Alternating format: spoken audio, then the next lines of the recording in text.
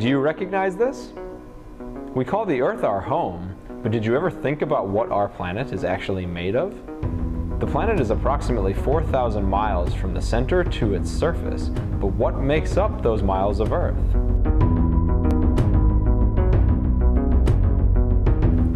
The Earth is divided into different layers, just like this cake. Each layer has its own properties and is composed of different materials. Many scientists believe that as the Earth cooled, the heavier materials sank to the center, and the lighter materials rose to the top. To better understand this, let's start our journey inside the Earth.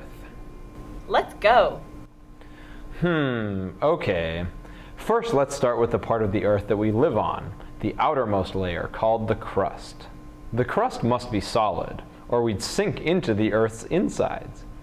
It is made up of rock and loose material. This layer is very thin in comparison to the other layers. The crust is about 5 miles deep beneath the oceans, and about 25 miles thick below the continents. The temperatures of the crust vary, from air temperature on the top to about 1,600 degrees Fahrenheit in the deepest parts of the crust. Let's start digging. What is this place? This is the largest layer of the Earth, the mantle. The mantle is 1,800 miles thick.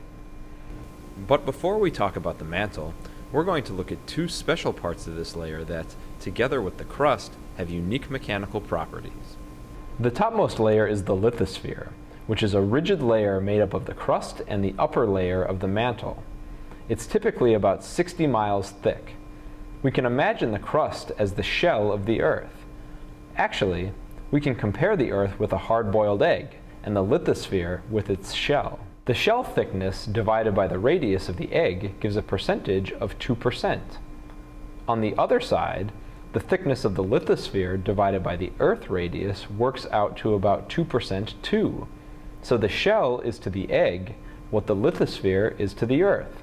The lithosphere essentially floats atop a semi-liquid layer known as the asthenosphere, which is about 60 miles thick.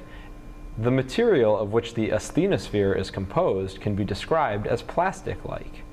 This allows the solid lithosphere to move around on top of the much weaker asthenosphere.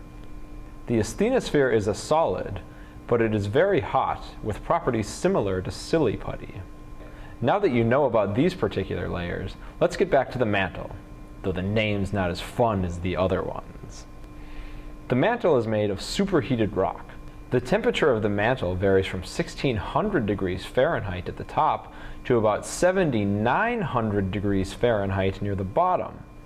Due to these great temperature differences from the bottom to the top, heat currents are generated that carry heat from the hot inner mantle to the cooler outer mantle, causing movements inside the Earth. Okay, now we're ready to learn about another main layer, the outer core. The outer core is a 1,400 mile thick liquid layer. It's mostly made of iron, so it's really heavy. The temperatures here range from 7,900 degrees Fahrenheit in the outer regions to 11,000 degrees Fahrenheit near the inner core. Without the outer core, life on Earth would be very different. The movement of liquid metals in the outer core creates the Earth's magnetic field, which allows us to use a compass. And here we are in the center of the Earth, the inner core. The inner core is a solid layer with a thickness of 780 miles. It's made of solid iron and nickel. Oh my gosh, it is really hot down here. The inner core may have a temperature of up to 13,000 degrees Fahrenheit, which is hotter than the surface of the sun. Many scientists believe it is kept in the solid state because of the extreme pressure from the other layers. Wait a minute. I'm pretty sure nobody else has come down here, so how do we know so much about the Earth's layers? Oh, the answer is actually quite simple. It's true we cannot study the Earth using our eyes, but we can use other senses. The most important thing we use to sense the Earth's insides are seismic waves, that are waves of energy caused either by earthquakes or by massive man-made explosions. Timing and strength of seismic waves gives us a picture of the interior of the Earth. Seismic waves gradually bend and change speed as the density of rock changes.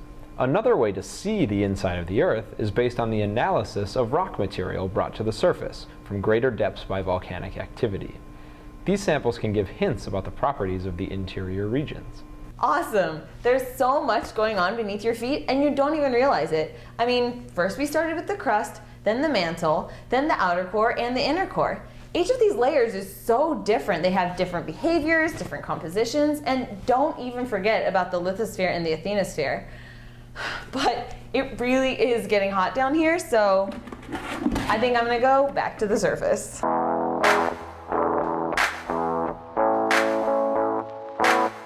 Here we go. Oh yeah. I want some crust. Piso perfecto.